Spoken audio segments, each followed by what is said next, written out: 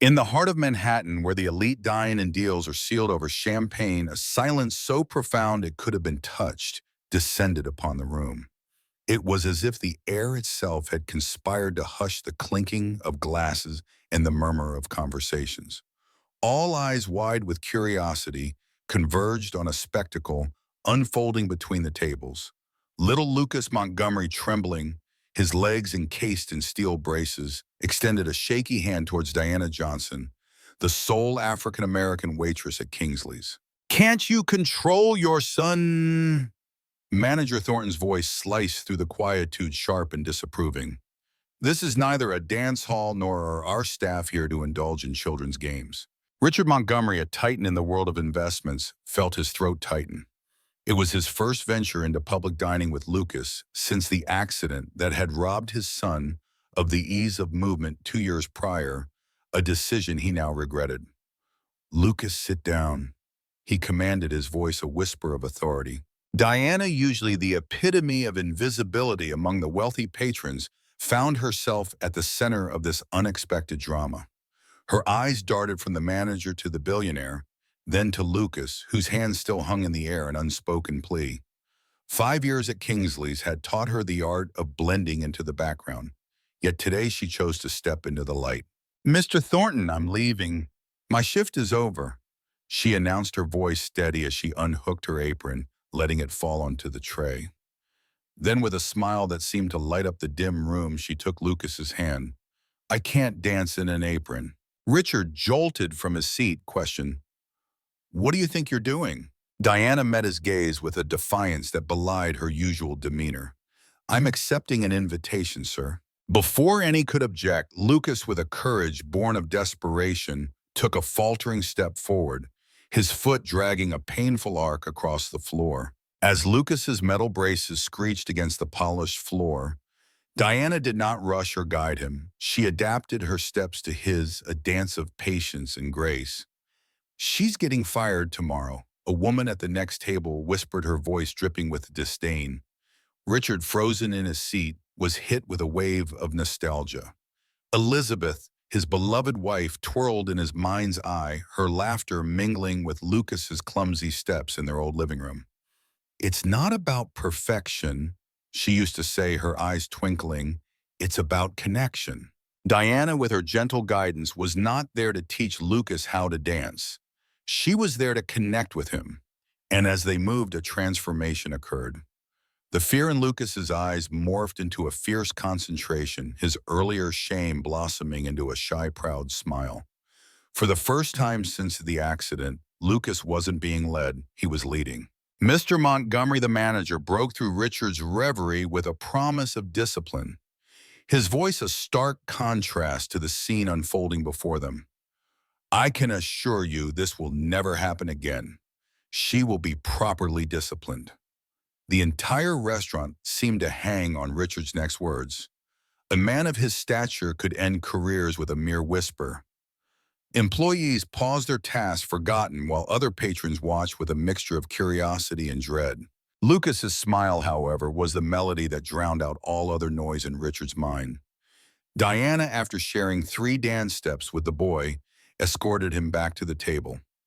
"Thank you for asking me out," she said with a formality that belied her youth, as if addressing a peer. "It was an honor." As she turned to leave, Richard's voice, now thick with emotion, halted her. "Wait, what's your full name?" he asked, his voice a whisper of curiosity. "Diana Johnson, sir." She replied, her voice steady, but her hand betraying a slight tremble as she took the card Richard extended. "My office, tomorrow at 10 a.m., he instructed, the weight of his words settling over the room. "Daddy," Lucas's voice broke through the silence as Diana walked away. "Why did you do that?" The question lingered in the air, as palpable as an accusation. Richard gazed at his son, and in that fleeting instant, he didn't merely see the boy Elizabeth had entrusted to him, but a whole person whose desires and necessities he had consistently overlooked for 2 long years. Dinner unfolded in a tense, hushed atmosphere, each bite taken in silence. Unnoticed, Diana slipped away, her exit marked not by fear or defeat, but by a serene resolve that stood in stark contrast to the tempest brewing in Richard Montgomery's gaze. In the opulent lobby of Montgomery Tower, with its gleaming glass and marble surfaces catching the morning light, Diana Johnson felt distinctly out of sync. Clad in her best attire, a navy skirt and white blouse, both purchased at a discount, she was acutely aware of her surroundings. These people's outfits probably cost more than my entire month's rent, she mused silently. Diana Johnson to see Mr. Montgomery, she announced to the receptionist whose eyes scrutinized her with a practiced indifference before she made a brief call. 18th floor, Miss Winters will meet you, came the response. In the elevator, Diana inhaled deeply, her fingers gripping her worn purse against her chest. It wasn't fear that coursed through her. Rather, it was a subdued yet unwavering determination forged from having endured far greater adversities. Miss Winters, a woman in her 40s with a piercing gaze and impeccable carriage, awaited her. Mr. Montgomery is currently in a conference call. Please follow me, she instructed. As Diana followed through the reflective corridors, she could feel the curious glances of the employees, their eyes following her, a black woman being ushered through the executive suites, a sight rare enough to spark whispers and speculation. Suddenly, Winters broke the silence. He had you fired, didn't he? There we were, confined in a waiting room, the silence screaming louder than words. Such is life. Powerful clients beckon, and suddenly individuals like us find our livelihoods slipping away. People like me, you understand. Winter adjusted her glasses, a gesture of contemplation, or perhaps disdain. Employees who fail to recognize their station, she seemed to imply. Diana, however, offered a smile devoid of amusement. And where exactly would that be? She inquired, her voice a mix of curiosity and defiance. Before Winter could craft her response, her phone shattered the quiet. He'll see you now, she announced, a hint of relief in her tone. Richard Montgomery's office spanned half the floor, a sprawling testament to his power. Through the floor-to-ceiling windows, Manhattan lay below, a distant playground for those with the means to claim it. Richard stood his back to the room as if the city were his to command. Mr. Montgomery, Diana greeted him, her voice steady yet respectful. Richard turned, his expression meticulously composed. Miss Johnson, thank you for coming, he said, motioning to a chair with an air of command. Please. The ensuing silence was not accidental. It was a well-honed strategy, one Diana knew all too well. This silence was meant to unnerve, to provoke those less composed into revealing too much, perhaps incriminating themselves. Do you have a background? Richard finally broke the silence, his voice a smooth inquiry. Excuse me, Diana's eyes didn't waver. Education college, he clarified. Bachelor's degree in child development from NYU, she answered, her voice firm. An incomplete master's in special education. A flicker of something surprised perhaps crossed Richard's face. And you work as a waitress. I work 3 jobs, actually, Diana corrected him. The restaurant, a bookstore on weekends, and I tutor when I can secure students. Richard approached her, a folder in hand, his movements deliberate.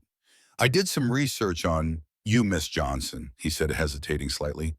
I wanted to understand who the person was that danced with my son. He opened the folder, revealing photographs of a community center. Freedom Steps. He read, his voice tinged with curiosity. You founded that 6 years ago. Diana straightened in her hair, pride swelling within her. I co-founded it with my sister Zoe, a dance program for children with physical disabilities. Richard leafed through the documents, his face unreadable. Which is now about to close due to lack of funding. He concluded, his voice almost a whisper, the weight of the statement hanging heavily between them. With an air of inevitability, Diana's words carried a weight of expectation. Of course he would find all that out in less than 24 hours, she thought to herself, her eyes fixed on Richard's impassive face. I didn't come here to ask you for money, Mr. Montgomery, she asserted, her voice firm yet tinged with an undercurrent of something more profound. Richard's response was a soft, joyless laugh that seemed to echo in the expansive room. Fair enough, he conceded, rising from his seat with a restlessness that betrayed his calm demeanor. I want you to work for me, he said abruptly, his gaze piercing through the formalities. Diana, taken aback, could only blink in surprise. As a waitress in your house, she ventured, her mind racing to understand his intention. Richard's expression hardened, his words cutting through the air like a knife. As a therapeutic companion for Lucas, he clarified, his son's name catching in his throat.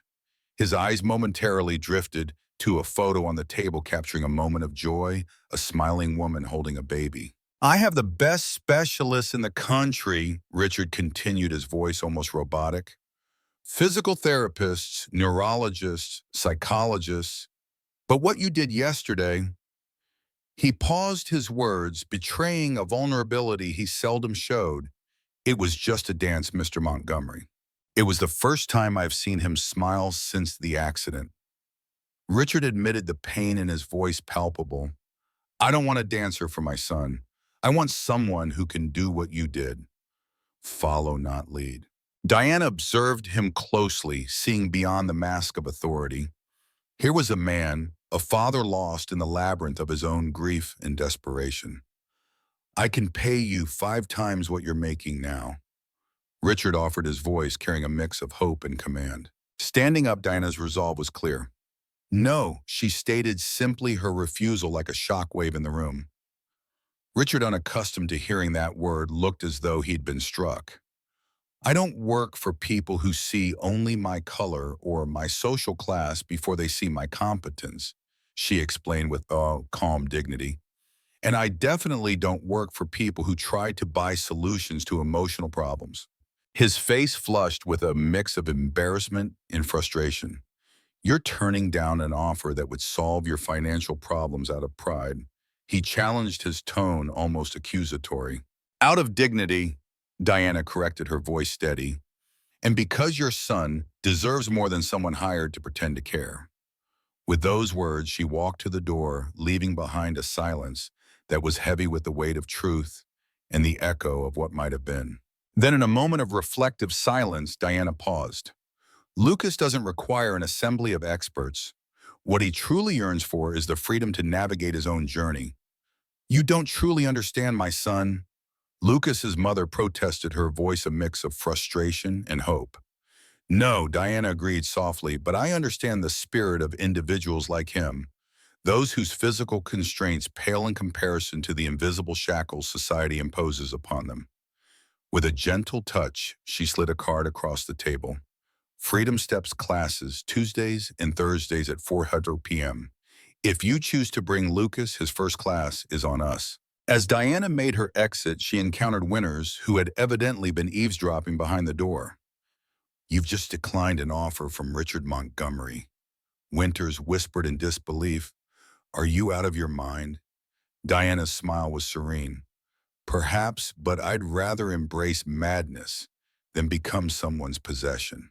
The next Wednesday, Diana was manning the reception desk at the community center when her sister Zoe, co-founder of the initiative, dashed towards her, her voice hushed with urgency.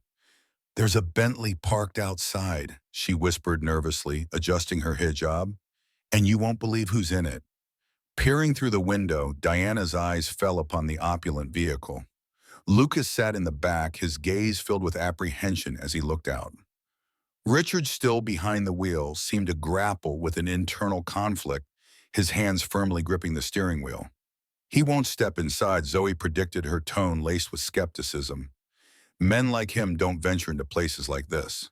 Yet Diana, recalling Lucas's earnest expression during those fleeting moments of dance, smiled with quiet confidence.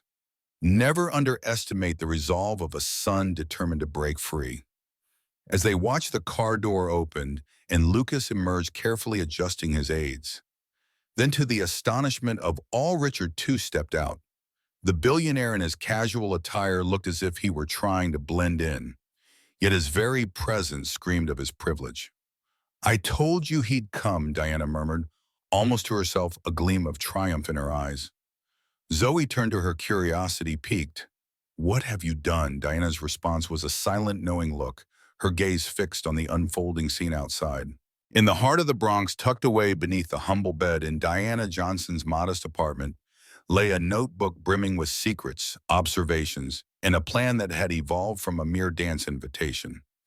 The unsuspecting Richard Montgomery, a man of towering glass structures and boundless wealth, was oblivious to the fact that Diana was not merely a waitress who had danced with his son. She was a woman on a mission ready to challenge his empire of seclusion and affluence with a simple yet profound truth. Some of life's most valuable lessons are not for sale, they must be lived. Freedom Steps, housed in an aging community warehouse, was alive with the spirit of liberation. The walls adorned with vibrant, handmade posters proclaiming, "Your rhythm, your rules, and every move counts," set the stage for a transformative experience. As Richard and Lucas stepped into this world, they were greeted by the sight of children, each with their own unique mobility aids, moving freely to the gentle pulse of music. Diana, dressed simply yet proudly displaying the program's logo, welcomed them. "Mr. Montgomery," she began, her voice carrying both warmth and challenge. Lucas, his eyes wide with wonder, watched as a girl in a wheelchair spun with precision and a boy with a prosthetic leg crafted an intricate dance. "It looks chaotic," Richard remarked, his discomfort palpable. "There is structure here," Diana countered, her eyes gleaming with conviction. "Just not the kind you're used to." She turned to Lucas, whose enthusiasm was tempered by a glance back at his father. "Would you like to join in?" she asked. With a nod, Lucas stepped forward, his excitement barely contained, yet his gaze sought his father's approval. "Go on," Richard said, his voice tight with tension. "I'll be right here." As Diana ushered Lucas into the heart of the dance, Zoe approached Richard, offering him a seat. "The first day is always the hardest," she said, her voice gentle. "For the parents, not the kids." "This isn't therapy," Richard interjected, his tone defensive, searching for a label he could understand. But what he saw unfolding before him was beyond therapy. It was a revelation. As the studio door creaked open, an older woman stepped in her presence, as commanding as the ornate cane she leaned on. Her gray hair was intricately braided, and her eyes, sharp and discerning, surveyed the room. "Dr. Elaine Mercer," Zoe whispered in awe, "a neuroscientist renowned for her work in brain plasticity, retired from Harvard." The children in the room, engaged in their dance, paused to greet her with curious, bright eyes. "Mr. Montgomery," Dr. Mercer's voice was firm, carrying a hint of reproach. "You've rejected my research proposal not once but thrice over the past 2 years." Richard, caught off guard, straightened up. "Dr. Mercer, I didn't expect to see you here. I oversee the research program." She stated, her tone softening slightly as she explained, "We're exploring how non-directive movement influences neural reconfiguration in children facing motor challenges." Richard's frown deepened. "I thought this was merely a community dance class." Just then, Diana re-entered the room, her gaze finding Lucas, who was now exploring movements alongside another child. "Freedom Steps," she began, her voice imbued with passion, "is not just a dance class. It's a pilot motor rehabilitation program rooted in the theory of movement autonomy, blending adaptive dance with the latest neuroscientific insights." Richard, piecing together the puzzle, asked, "Why do you work as a waitress if you're leading such a groundbreaking research program?" "Because we lack the necessary funding," Diana replied, her eyes reflecting a mix of frustration and determination. "And because individuals like you have rejected our proposals thrice." The realization dawned on Richard. "You were Dr. Mercer's assistant on those proposals." "Co-author," Dr. Mercer corrected with a proud nod toward Diana. Diana's theoretical contributions are nothing short of revolutionary, despite her incomplete master's degree due to personal sacrifices. "And you knew who I was at the restaurant," Richard concluded, his voice tinged with surprise. "From the moment you walked in," Diana confirmed, her smile enigmatic. "When Lucas rose to dance, I saw an opportunity not just to tell, but to show what we're capable of." "Was it all planned?" "Absolutely not." Diana's voice was firm, her eyes alight with sincerity. "Lucas chose to stand, and I chose to follow." The atmosphere shifted as a group of reporters entered, their cameras ready. Richard tensed, sensing the air of anticipation. "What's this?" he asked, his voice a mix of curiosity and apprehension. Diana's smile was slight but full of promise. "Part 2 of the plan," she said, as Zoe presented Richard with a freshly published article, its title bold and hopeful. revolutionary motor rehabilitation methodology shows. The words trailing off, leaving the room buzzing with potential and the promise of change. Today, we shared our initial findings with the world, Dr. Mercer announced with a mix of pride and solemnity. We invited the media to witness our progress. Richard's voice turned as cold as the Arctic wind. You've turned my son into a mere spectacle for your public relations. Diana, with a gentle touch, guided him into a quiet room, its walls a gallery of hope. Each photograph depicted a child's journey, their progress meticulously noted by hand. Yet one frame stood empty, a silent testament to dreams yet to be realized. What does this represent? Richard inquired, his curiosity piqued despite his anger. Our future, Diana responded, her voice imbued with longing. Imagine a center that could treat 500 children annually, not just 50. I saw a chance. Richard and I seized it. When you canceled our meeting 4 months ago without even glancing at our proposal, I vowed to find another way. Before he could retort, Zoe burst in her face, a mask of urgency. It's Lucas, she exclaimed. They hurried back to the main hall where Lucas stood the center of a silent watching crowd. The music had ceased, and in that stillness, Lucas, with determination etched on his young face, removed one of his braces. He was attempting to balance on a single support. Lucas? Richard's paternal instinct surged forward, but Diana's soft whisper held him back. Wait, watch, she urged. With a deep, steadying breath, Lucas focused, his small frame trembling with effort. Then in a moment that seemed to pause time itself, he took a step. It was small, unsteady, but entirely his own. The room erupted in cheers, camera flashes igniting the air like fireworks. Richard, whose emotions usually lay hidden beneath a veneer of stoicism, felt tears well up, unshed but visible. That's the essence of Freedom Steps, Diana murmured, her eyes reflecting the shared joy. It's not about perfect strides, but about taking those first brave steps on your own. Richard watched his son not as a challenge to overcome, but as a person discovering his own strength. This could have been achieved without exploiting me. He finally managed, his voice a mix of awe and frustration. If only you had answered our calls or read our proposals, they implored, their voices a soft hum in the background. The room buzzed with a peculiar energy as Lucas, blissfully unaware of the mounting tension, honed his new step with an expression of sheer focus. Richard Montgomery, once the master of every boardroom, now found himself cornered, his back against the wall of his own making. Before him stretched two paths, one a retreat in fury, feeding into the narrative of a man known for his cold, calculating demeanor, or two, an embrace of the unexpected moment his son had conjured. Between the iron grip of power he was accustomed to and the liberating breeze of freedom his son craved, Richard stood on unfamiliar ground. Here, neither his wealth nor his influence could dictate the next move. This was a decision that no amount of money could buy. His eyes darted between the beaming face of his son and the expectant reporters, their pens poised like swords. Humility was not a word Richard knew intimately, but as he watched the glow on Lucas's face, something within him began to fracture. The symphony of power and privilege he once conducted now played a different melody, and he faced a choice: continue as the maestro, or learn the art of following. The reporters, their cameras ready, awaited his response. His son had just taken a leap of faith in front of them, and Diana Johnson had orchestrated this seemingly impossible scenario. A reporter stepping forward broke the silence. Mr. Montgomery, could you share your thoughts on your presence at Freedom Steps today?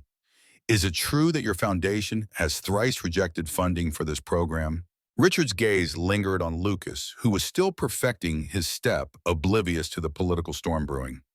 Then, to the shock of all, especially Diana, a smile crept across his face. Do you know what's the toughest part for someone like me? Richard's voice, though directed at the reporter, carried through the room. When we're wrong.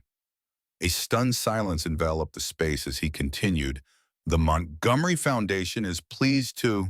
The Montgomery Foundation proudly declared its unwavering commitment to finance the Freedom Steps initiative for the next half-decade and to establish a permanent sanctuary of rehabilitation modeled after the groundbreaking methods of Dr. Mercer and Ms. Johnson. The room erupted in a flurry of camera flashes, capturing the moment Zoe gasped in surprise. Richard Montgomery, however, added a stipulation, his eyes locked on Diana. On one condition, Ms. Johnson must retain full sovereignty over the program's direction and methodology. No corporate meddling will be tolerated. 3 months hence, the landscape was transformed as bulldozers carved out the foundation for the new Freedom Steps Rehabilitation Center. While not the most opulent project the Montgomery Foundation had ever sponsored, it was undoubtedly the most revolutionary. Every nook and cranny was crafted with heartfelt input from the children and their families. Diana, ever vigilant, oversaw the construction, never alone in her watchfulness. Lucas, with his infectious enthusiasm, often brought other children to witness the progress. To everyone's astonishment, Richard Montgomery himself made appearances, his presence a silent testament to his newfound dedication. "I never imagined you'd grace our board meetings with your presence," Diana remarked one afternoon as they pored over blueprints and plans. "And I never thought I'd be poring over neuroplasticity at 50 Aussie," Richard responded, his eyes weary, a scientific paper festooned with post-it notes before him. "But here we are." Diana peered at him, her gaze inquisitive. "Is this your public penance, or do you genuinely care?" Lucas, just last week, had requested the removal of his second brace. "I know," Richard said. "He told me." His previous therapist insisted it would be impossible for at least 2 more years. A smile played on Diana's lips. "But you dismissed her, remember, because you told me she was wrong." And she was. She pointed to a photograph of Lucas standing confidently with just one crutch. "He's outpacing all traditional medical expectations." "Why did you never accept my apology?" Richard's voice was sudden, tinged with a mix of curiosity and regret. "Because you never actually apologize," Diana countered gently. "You redirected resources, altered policies, funded our dreams, but you never said, 'I'm sorry.'" 6 months later, the opening ceremony painted a starkly different scene from that fateful evening in the restaurant. The vast adaptive space teemed with life, buzzing with the energy of children, their mobility devices varied as the stars in the sky, each one moving with a freedom that sang of hope and resilience. At the heart of the main hall, Lucas stood, a lightweight brace now, the only companion to his once struggling left leg. With 3 other children, he danced a choreographed routine, his movements not as wide as he might have wished, but executed with a grace and confidence that defied the predictions of any medical expert. Richard observed from afar, his heart swelling with pride, yet keeping his distance, allowing Lucas to shine on his own.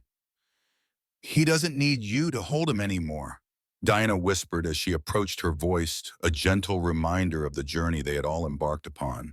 "No," Richard agreed, his eyes never leaving his son, "but he still needs me to be around. There's a crucial difference."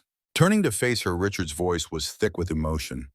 "Thank you," he said, the words simple yet laden with gratitude. "For what exactly?" Diana asked, her curiosity genuine. "For teaching me to follow," he replied, his gaze warm with appreciation. A reporter eager to capture the essence of this transformation approached. "Mr. Montgomery, how does it feel to witness your son's progress?" she inquired, her pen poised above her notebook. Richard's eyes found Lucas, now assisting a younger girl to find her balance, his face glowing with the joy of mentorship.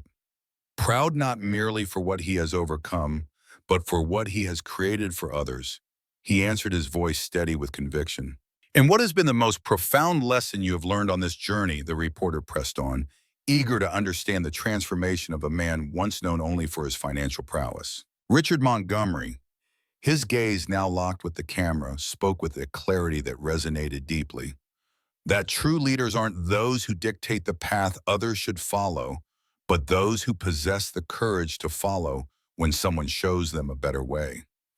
His words, a testament to his evolved understanding of leadership, echoed through the hall. A year later, the Freedom Steps program expanded its reach to 3 new cities. Diana, her innovative approach recognized, was awarded the Pediatric Rehabilitation Innovation Award. Her methods began to permeate hospitals nationwide. Lucas, now relying only on a light cane during challenging days, joined regular school, becoming a beacon of inspiration for other children, urging them to find their own paths to freedom. As our story neared its end, Richard, the epitome of power and control, learns the lesson of a lifetime. True strength is not about manipulating every move on the chessboard of life, but about the grace to step back, allowing others to take the helm. In a realm where the mighty seldom shift their views and the voiceless often remain in obscurity, the saga of Richard, Diana, and Lucas serves as a poignant reminder. It tells us that profound change happens not with pomp and circumstance, but when we courageously traverse the invisible lines that divide us. When the billionaire gains wisdom from the humble waitress, when the father humbly follows his son's lead, that's where transformation truly begins. Has this tale of a simple act of respect and recognition moved you? If so, let it inspire you. Remember, the seeds of revolution are not sown with grand declarations or vast fortunes. They are planted with one genuine, heartfelt step. And when that step is taken, the world changes. Thank you for joining us on this journey. If this story resonated with you, please consider leaving a comment, giving us a like, sharing this video, or subscribing to our channel. Together, let's keep the conversation alive and continue to inspire each other with stories that remind us of the power of humanity.